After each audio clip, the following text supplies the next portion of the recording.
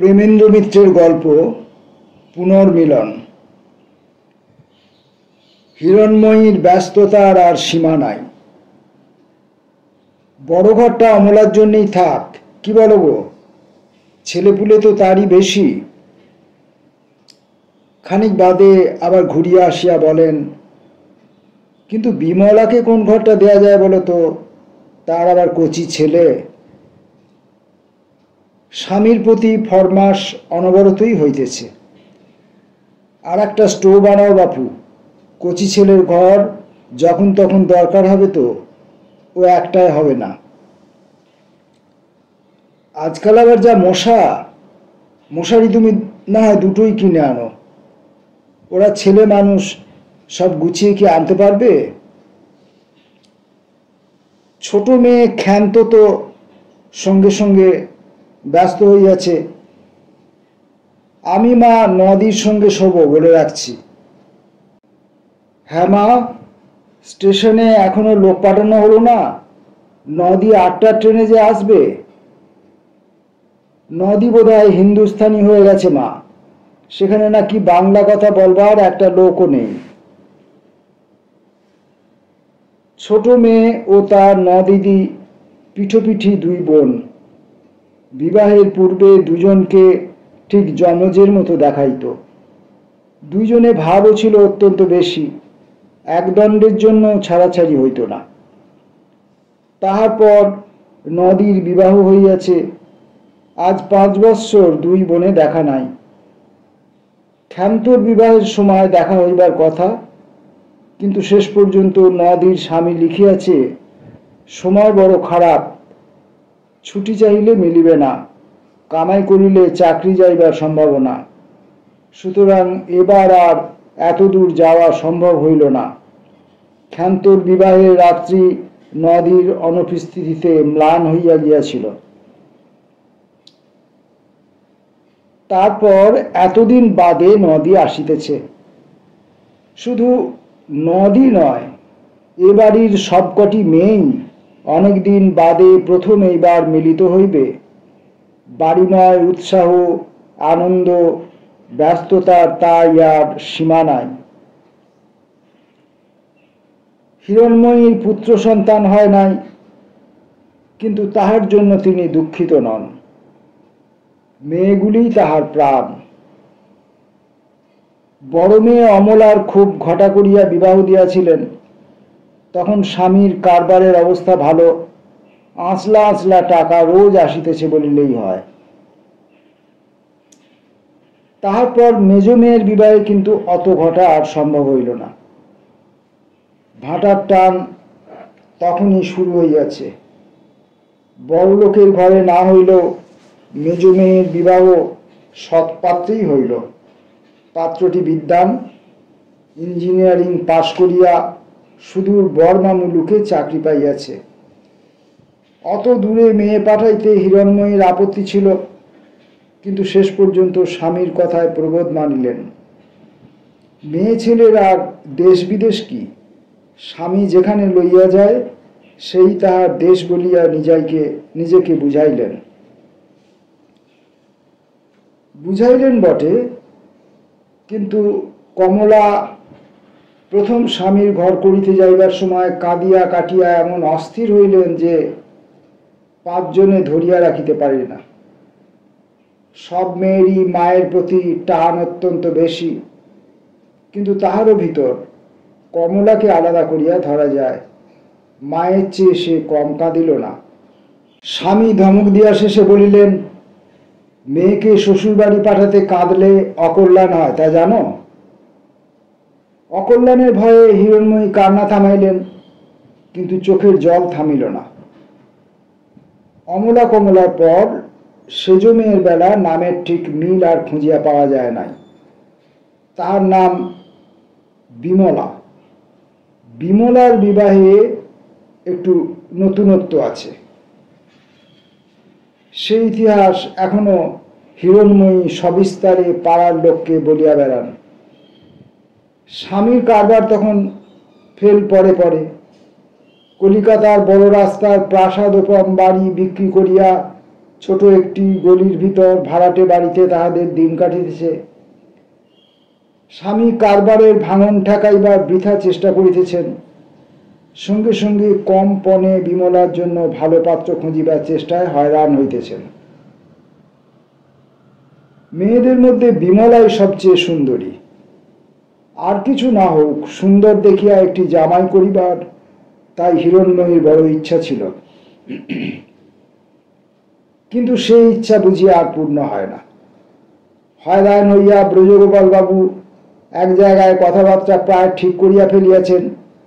পাত্রটির অবস্থা ভালো, কিন্তু চেহারা ভালো নয়, তার উপর দোষ বড়ে। হিরণময়ী এ পাত্রে বিবাহ দিতে একান্ত নারাজ ছিলেন, কিন্তু শেষ পর্যন্ত স্বামীর কথায় মত দিতে বাধ্য হইলেন। এই পাত্রকে জবাব দিলে আর ভালো পাত্র মিলিবে কিনা সন্দেহ। তবুও মেয়েটার খাইবার পরিবার দুঃখ তো থাকিবে না। কিন্তু বিমলার ভাগ্যদেবতা অন্যরূপ বিধান করিয়াছিলেন। বিমলার বর হঠাৎ আপনা হইতে আসিয়া ধরা দিল। মামাতো ভাইয়ের কাছে পাশ পাইয়া হিরণময়ী মেয়েদের লইয়া থিয়েটার দেখিতে গিয়াছিলেন।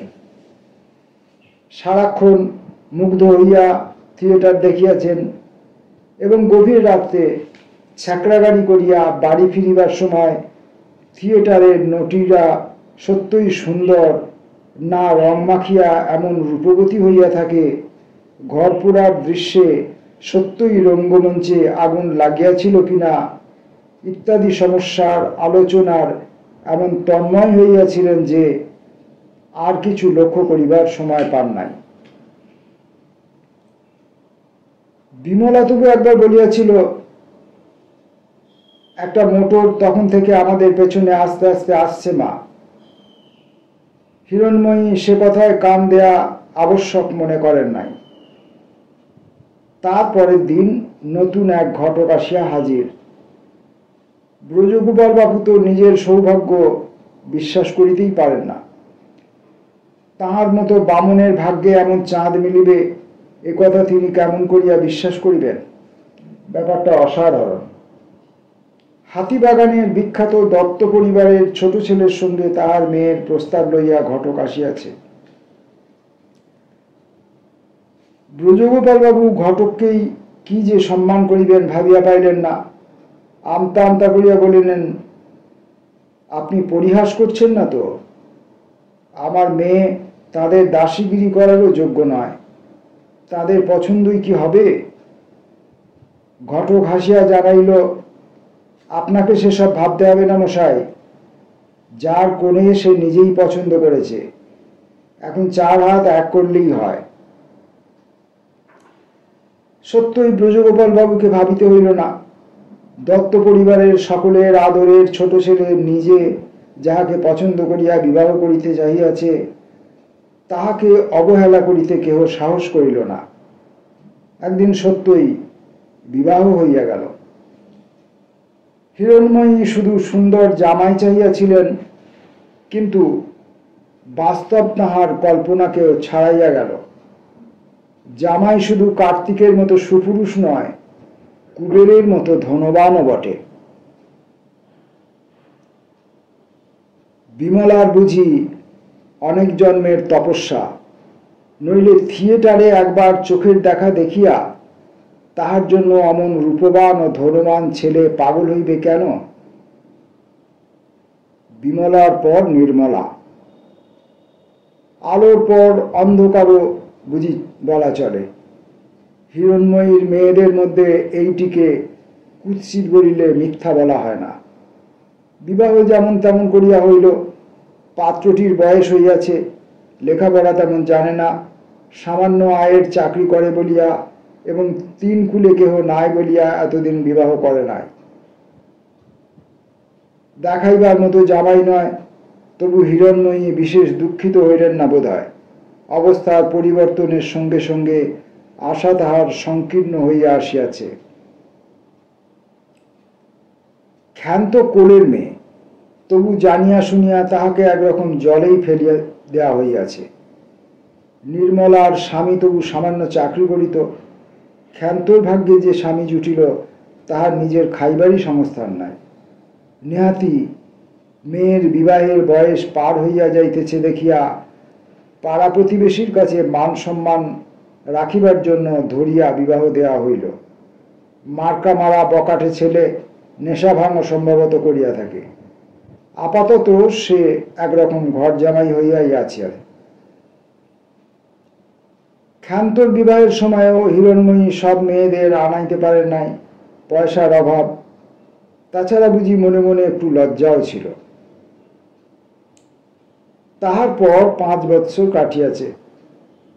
ব্রজগোপাল বাবু পূর্বের অবস্থা আর ফিরিয়া পায় নাই সত্য, কিন্তু কারবার ভাঙনের কিনারায় আসিয়া আবার একটু ভালোর দিকে ফিরিয়াছে। হিরণময়ী সচ্ছল অবস্থার দিনে কি ব্রত করিয়াছিলেন, অর্থভাবে সে ব্রত এতদিন উদযাপন হয় নাই, এতদিনে হইবে। কিন্তু ব্রত উদযাপনটা গৌণ ব্যাপার। সেই উপলক্ষে সমস্ত মেয়েদের একত্র দেখিতে পাওয়াই মুখ্য। মেয়েরা নিজের নিজের সংসার লইয়া ব্যস্ত। এ সুযোগ গেলে আর কখন দেখা হইবে কিনা সন্দেহ। হিরণময়ী স্বামীকে সেইরূপ বুঝাইলেন। ব্রজগোপাল বাবু আপত্তি করেন নাই। সবার আগে আসিল কমলা, সঙ্গে তাহার স্বামী প্রভাসও আসিয়াছে। প্রভাস একেবারে পুরোদস্তুর সাহেব, শ্বশুর বাড়িতেও হ্যাটকোট প্যান্ট পরিয়া আসিয়াছে। কমলারও অনেকটা বিবির মতো বেশভূষা। ক্ষান্ত তো দিদির শাড়ি পরিবার ধরন দেখিয়াই অবাক। দিদির সঙ্গে ভালো করিয়া কথা কইবার সাহসী তাহার হয় না। হিরণময়ী এবং ব্রজগোপাল বাবু কেমন একটু বাঁধো বাঁধো ঠাকে। কমলা মায়ের সেই ন্যাওটা মেয়েটি কেমন যেন পর হইয়া গিয়াছে। মুখে যাহার কথা ফুটিত না, সে আজকাল ফরফর করিয়া কথা বলে। 2-একটা ইংরাজিও সেই সঙ্গে জুড়িয়া দেয়। একটু রোগা হইয়াছে, কিন্তু তাহাতেও আরও যেন ছেলে মানুষ দেখায়। ছেলেপুলে হয় নাই, বোধহয় আর হইবেও না। সেজন্য একবার দুঃখ প্রকাশ করেন। কমলা হাসে, বলে ছেলেপুলে হলে যেন ভারী সুখ। উনি তো বলে ওসব নুইসেন্স, আমাদের দরকার নেই। মার কাছে কথাগুলো যেন একটু নির্লজ্জের মতো শোনায়। কমলা যেন একটু বেহায়াই হইয়াছে। বাপ মার সামনে স্বামীকে দেখিয়া ঘোমটা তো দেয়ই না, স্বচ্ছন্দে কথা বলে। ব্রজগোপাল বাবু কাছে থাকিলে তাড়াতাড়ি সরিয়া পড়েন। হিরণময়ী অস্বস্ত বোধ করিয়া মাথা নিচু করিয়া থাকেন। মনকে বোঝাইতে চেষ্টা করেন আজকালকার ওই রকমই ফ্যাশন। তাছাড়া থাকে সেই কোন মগের মুলুকে, ওরা দোষ কি? অমলা একটা প্রকাণ্ড মটর করিয়া একরাশ ছেলেপুলে লইয়া আসিল। তাহার স্বামীও সঙ্গে আসিয়াছে। গোলগাল ছোটখাটো ভালো মানুষটি। অত বড় ঘরে ছেলে বলিয়া বুঝিবার জো নাই। অমলাকে তাহার চেয়ে অনেক ভারিক্ষী দেখায়। অমলা ছেলেবেলা হইতেই একটু গম্ভীর, এখন তাহাকে অত্যন্ত রাশভারী মনে হয়।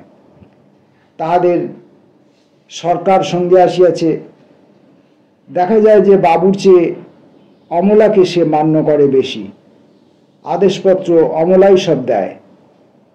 ছেলেপুলেরা বাপকে তো মানেই না, ভয় করে যা মাকে। অমলা আসিয়াই কাজকর্মের ভার নিজের স্কন্ধে তুলিয়া লয়। ব্যাপারটা অত্যন্ত স্বাভাবিকভাবে ঘটিয়া যায়। খানিক বাদে বরং মনে হয় যে অমলা না আসা পর্যন্ত কাজকর্ম যেন মোটেই সুশৃঙ্খলার সহিত চলিতেছিল না। সে না থাকিলে সব যেন গোলমাল হইয়া যাইত, এমন সন্দেহও হয়। হাঁকডাক করিয়া ফাই ফরমাস দিয়া অমলা সকলকে ব্যস্ত করিয়া তুলিল। এ ছেঁড়া মানধাতার আমলের সামিয়ানা কে এনেছে? বিনোদ বুঝি? যাও ফিরিয়ে দিয়ে এসো। বিনোদ ক্ষান্তর স্বামী। কাপড়ের অভাবে চওড়া পাড় একটা শাড়ি পরিয়া সে কাজ দিয়া যাইতেছিল বোধহয় রান্নার জায়গায়। রসুই বামুনদের সঙ্গে ইতিমধ্যে সে বেশ ভাব জমাইয়া লইয়াছে। গোপনে গোপনে দুই এক ছিলিম চলিয়াছে বলিয়াও বোধ হয়। বিনোদ দাঁড়াইয়া পড়িয়া একটু রসিকতা করিবার চেষ্টা করিল। ও ছেঁড়া নয় বর্দি, ওসব হলো সামিয়ানার জানালা, আজকালকার ফ্যাশন জানো না। অমলা গম্ভীরভাবে বলিল, তুমি এখনই ফেরত দিয়ে এসো। ভালো সামিয়ানা যদি না পাও সেখানে, তাহলে অন্য জায়গায় দেখতে হবে। অমলার কণ্ঠস্বরে কিছু একটা আছে। বিনোদের রসিকতার উৎসাহ একেবারে নিভিয়া গেল। ঘাড় কামানো, মাথাটা বার কয়েক চুলকাইয়া রান্নাঘরের লোভ ত্যাগ করিয়া সে সামিয়ানা বদলাইতেই শেষ পর্যন্ত বাহির হইল। অমলার হাতে তাহার মা বাপেরও নিস্তার নাই। কই মা, তোমার পুরুষ ঠাকুর কই? আর তুমি ওই কাপড় পরে আছো যে বড়, সে গরদখানা কি হলো? মা একটু হাসিয়া বলেন, এও তো বেশ শুদ্ধ কাপড় বাপু, আর সে গরদ পরে না। কেন পরে না শুনি? কে বলেছে তোমায় ও কাপড় শুদ্ধ?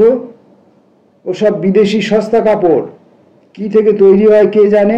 না না, তুমি গরদ বার করে আনো, না হলে আমার ট্যাঙ্কে একটা আছে, দেবো এনে। মাকে কাপড় বদলাইতে যাইতে হয়। অমলার কর্তৃত্ব সকলেই সহজে আনন্দে মানিয়া লয়। তাহার আদেশে জবরদস্তি আছে, কিন্তু অহংকার নাই। কিন্তু একজনের একটু খারাপ লাগে। এ বাড়ির ভিতর সামান্য একটু অশান্তির বীজও অঙ্কুরিত হইবার উপক্রম হয়। অমলা ঘরের মাঝে ঢুকিয়া বলে, হ্যাঁ রে কমলি, তোদের সঙ্গে ওই যে বেয়ারা এসেছে, ও কি জাত? কমলা হাসিয়া বলে, কি জাত কে জানে, ও মাদ্রাজি। মাদ্রাজিদের কি জাত নেই? থাকবে না কেন? সে খোঁজ করিনি। ও মা, জাত জানিস না, অথচ ঘর দৌড় সব ছুঁয়ে টুঁয়ে বেড়াচ্ছে, কিছু বলিসনি? তাতে কি হয়? হয় হয় রে পাগলি, হিন্দুর বাড়িতে দোষ হয়। আমরা তো তোর মতো খ্রিস্টান হইনি। তবে আজকের মতো বাইরের ঘরে থাকতে বলে দিস, পুজো আচ্ছার দিন, বুঝেছিস? কমলা হাসিয়া বলে, আচ্ছা মুশকিল বাপু, ও তো সেখানে আমাদের রেডে পর্যন্ত দিয়েছে, কি হয়েছে তাতে? অমলাও হাসিয়া বলে, হয়েছে এই যে তোর হাতে আর আমরা খাবো না। তা খেও না। কথাটা হাসিয়া বলিল, কমলা মনে মনে বিজু একটু অসন্তুষ্ট হয়। অমলা বাহির হইয়া গিয়েছিল। খানিক পরে ফিরিয়া আসিয়া বলে, হ্যাঁ রে, প্রভাসকে দেখছি না কেন? উনি একটু বেরিয়েছেন। বেরোতে দিলি কেন? থাকলে একটু দেখাশোনা করতে পারত। কমল অপ্রসন্নভাবে বলে, সে তোমরাই করছো, আমরা ওসব বুঝি টুঝি না। আমরা কথাটার উপর একটু জোরই দেওয়া হইয়াছে। অমলা বুঝিতে পারিয়া একটু গম্ভীর হইয়া যায়। মায়ের সর্বাপেক্ষা রূপসী মেয়ে, দত্ত পরিবারের আদরের বধূ বিমলা আসিয়াছে অনেক দেরিতে। অত্যন্ত সাধারণ বেশে একটি ছ্যাকড়া গাড়ি করিয়া 6 মাসের ছেলেকে সে নিজেই কোলে করিয়া আনিয়াছে। দূর সম্পর্কের এক দেওর পৌঁছাইয়া দিতে আসিয়াছে মাত্র, সঙ্গে একজন ঝিও আসে নাই। বিমলা কাছেই থাকে বলিয়া মা ইতিপূর্বে 2-1 বার তাকে আনাইবার চেষ্টা করিয়াছেন, কিন্তু সফল হন নাই। আজ গাড়ি হইতে তাহাকে নামাইতে গিয়া তিনি অবাক হইয়া যান। বিমলার হাত হইতে ছেলেটিকে কোলে তুলিয়া তিনি প্রথম আদর করেন। রাজপুত্রের মতো ছেলে হইয়াছে। কিন্তু বিমলার দিকে চোখ তুলিয়া চাহিয়া তিনি সবিস্ময়ে জিজ্ঞাসা করিলেন, এ কি ছিরি হয়েছে রে মা তোর? অসুখ বিসুখ করেছিল নাকি? কই, খবর দিসনি তো? বিমলা ম্লান হাসিয়া মৃদুস্বরে বলে, অসুখ করবে কেন? এমনি তো শরীর। এমনি শরীর কি রে?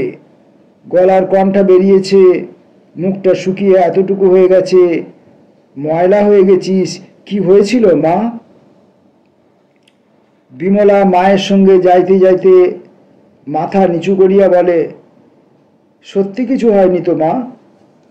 মায়ের মন সে কথা বিশ্বাস করিতে চায় না।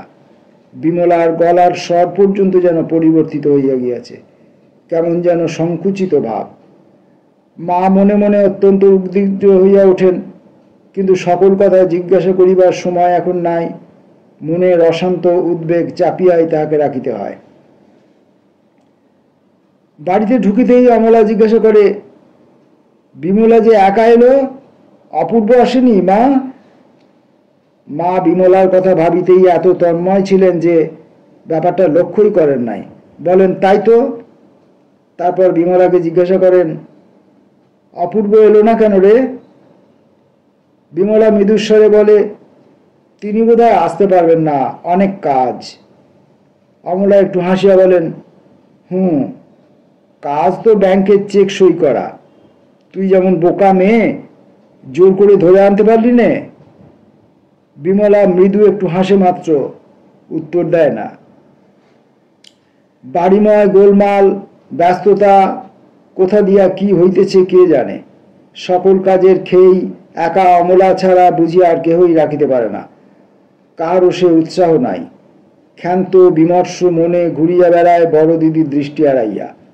বড় দিদি দেখিতে পাইলেই একটা কাজে ঠেলিয়া দেবেন, কিন্তু তাহার কিছুই ভালো লাগিতেছে না। নদিদি কি করিয়া এমন নিষ্ঠুর হলো কে জানে। তাহার নদিদিকে দেখিবার জন্য সমস্ত মন ব্যাকুল হইয়া আছে। নদিদির কি একবারও মনে পড়ে না? কত কথাই না সে মনে মনে ভাবিয়া রাখিয়াছিল, নদিদি না আসিলে তাহার কিছুই তো হইবে না। আর এবার যদি নদিদি না আসে, তাহলে আর কখনো দুজনে দেখা হইবে কিনা সন্দেহ। না, ক্ষান্তর জীবনে কোনো সুখ নাই। অকর্মণ্য স্বামীর জন্য একেই তো তাহার দুঃখ গ্লানির অন্ত নাই। মনের কথা বলিবার মতো একজন সঙ্গীরও তাহার অভাব। নিজের দুঃখের কথা কাহাকেও বলিতে পারিলে বুঝি সে অনেকটা হালকা বোধ করিত। দিদিরা সব যেন কেমন হইয়া গিয়াছে। বড় দিদিকে অবশ্য চিরকাল সে মায়ের চেয়ে বেশি করিয়া ভয় করিয়া থাকে, কিন্তু মেজ দিদি ও সেজ দিদির কাছে লজ্জা সংকোচ করিবার তো তাহার কিছু ছিল না। কিন্তু তাহারাও কেমন দূরে সরিয়া গিয়াছে। সেজ দিদি বাড়িতে আসিয়া অবধি কোন কোণে যে নিজেকে গোপন করিয়া রাখিয়াছে, খুঁজিয়া বাহির করাই শক্ত। যে সেজ দিদির হাসিতে বাড়ি সারাক্ষণ মুখর হইয়া থাকিত, গলার আওয়াজের জন্য যে মার কাছে অহরহ বকুনি খাইয়াছে, আজকাল তাহার মুখ দিয়া একটা কথা বাহির করাই কঠিন। সারাক্ষণ অন্যমনস্কই হইয়া আছে। 5টা কথার উত্তরে একটা হুঁ দেয় মাত্র। আর মেজদির যা দেমাক, কাছে ঘেঁষিবার জো নাই। আজ সে তো মেজদির উপর রীতিমতো চটিয়াই গিয়াছে। মেজদি কি সব নতুন ফ্যাশনের কাপড় জামা আনিয়াছে, তাহাই দেখিতে গিয়াছিল। কাপড় দেখাইতে দেখাইতে হঠাৎ মেজদি বলিয়া বসিল, হ্যাঁ রে, বিনোদ আজকাল কাজকর্ম কিছু করছে? স্বামীর কাজকর্মের কথায় লজ্জা পাইয়া ক্ষান্ত চুপ করিয়াছিল। কমলা তারপর বলিয়াছিল, বসে বসে খাচ্ছে তো। কি বেহায়া বাপু! বাবার যেমন কাণ্ড, দেশে আর পাত্র ছিল না।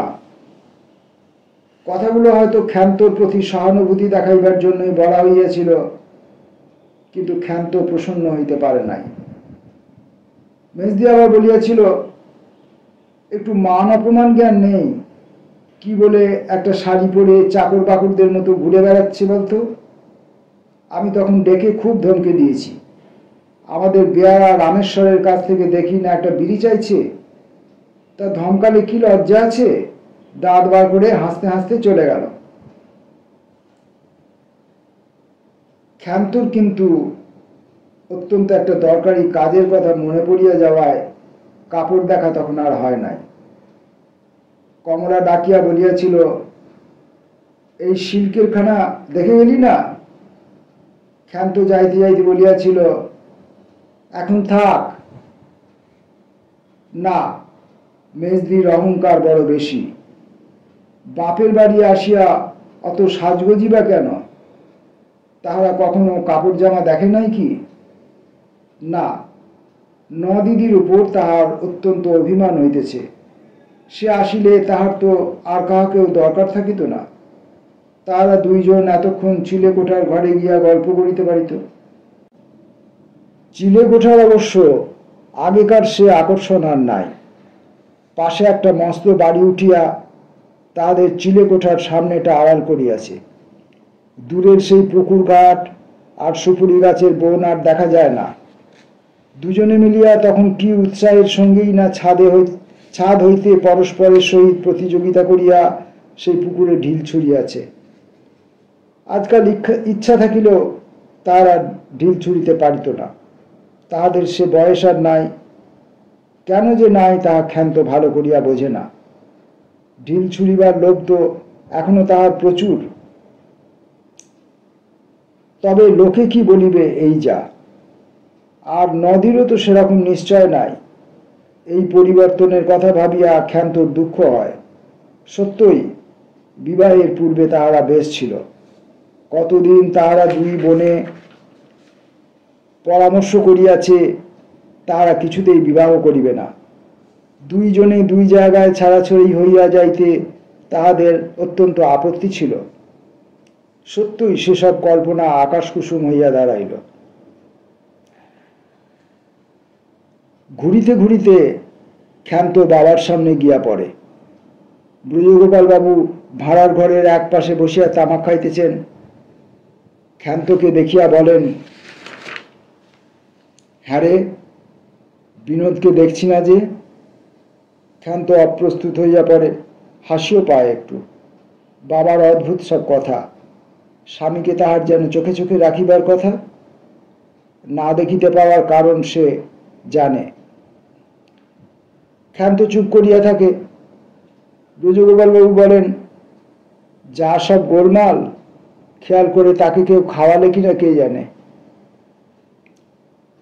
তাহার স্বামী যে কচি খোকা নয়, খাইবার ইচ্ছে হইলে সে যে নিজে চেষ্টা করিয়া খাইতে পারে, একথা আর সে কেমন করিয়া বাবাকে বুঝাইবে। এই উচ্ছৃঙ্খল অকর্মণ্য জামাইটির প্রতি বাবার যে অতিরিক্ত একটু স্নেহ আছে তাহা ক্ষান্ত জানে। মুখে ইহাকে বাড়াবাড়ি বলিলেও কেন যে সে ইহাতে খুশি হয় বলিতে পারে না। ক্ষান্ত স্বামীর কথা এড়াইবার জন্য জিজ্ঞাসা করে, বাবা, নদী এলো না যে? কথাটা এমনই সে জিজ্ঞাসা করে, বাবা যে কোনো কিছুর খবর রাখে না ইহা সে জানে। কিন্তু ব্রজগোপাল বাবু হঠাৎ ব্যস্ত হইয়া বলেন, তাই তো তোর মাকে বলতে ভুলে গেছি, নির্মলা যে চিঠি দিয়েছে। এক এক করিয়া 3টি পকেট হাতড়াইয়া অবশেষে ব্রজগোপাল বাবু এক পকেট হইতে খামটা বাহির করেন। ক্ষান্ত রাগ করিয়া বলে, তুমি তো বেশ বাবা, আমরা সবাই ভেবে মরছি আর তুমি চিঠি পকেটে রেখে ভুলে গেছো। ব্রজগোপাল বাবু অপ্রস্তুত হইয়া বলেন, সকালে পিয়ন দিয়ে গেছে, তোর মাকে দেব করে ভুলে গেছি। ক্ষান্ত সে কথা অবশ্য তখন শুনিতেছে না। সে চিঠি পড়ায় ব্যস্ত। চিঠি পড়িতে পড়িতে তাহার সত্যই কান্না পায়। নদী কত কথাই লিখিয়াছে, কেন আসিতে পারিবে না, তাহাদের সেখানে এখন কিরকম গরম ইত্যাদি। শুধু তাহার বেলায় ক্ষান্তকে আমার আশীর্বাদ দিও ছাড়া আর কিছু নয়। এতটুকু তো না লিখিলেই চলিত। ক্ষান্তকে আর মনে রাখিবারই কি দরকার ছিল। চিঠিটা ফিরাইয়া দিয়া সে হনহন করিয়া চলিয়া যায়। ব্রজগোপাল বাবু পিছন হইতে বলেন, চিঠিটা নিয়ে যা খেন্তি, তোর মাকে দিবি। কিন্তু ক্ষান্ত আর ফিরিয়াও চায় না। অনেক রাত হইয়াছে। নিমন্ত্রিতদের খাওয়া দাওয়া, বাড়ির কাজ সব চুকিয়াছে। হিরণময়ী সমস্ত মেয়েদের লইয়া খানিকক্ষণের জন্য এক ঘরে বসিয়াছেন। অমলা মেজ বোনকে বকিতেছিল, বিকেলবেলা শান্তির জল নেবার জন্য তোকে ডেকে ডেকে হয়রান। শেষকালে কে বলল তোরা সেজে গুজে ছবি দেখতে গেছিস। আজকের দিনে তোর বায়োস্কোপ না গেলে চলতো না। কমলা গম্ভীর মুখে বলিল, আমরা থেকেই বা কি করতাম। অমলা এবার একটু রাগিয়াই বলিল, তবু থাকতে হয়, বায়োস্কোপটা পালিয়ে যাচ্ছিল না। আহা, আজ হলো এবছরের শেষ দিন। আমরা বলে সেই রেঙ্গুন থেকে অ্যাডভার্টাইজমেন্ট দেখে দিন গুনছি।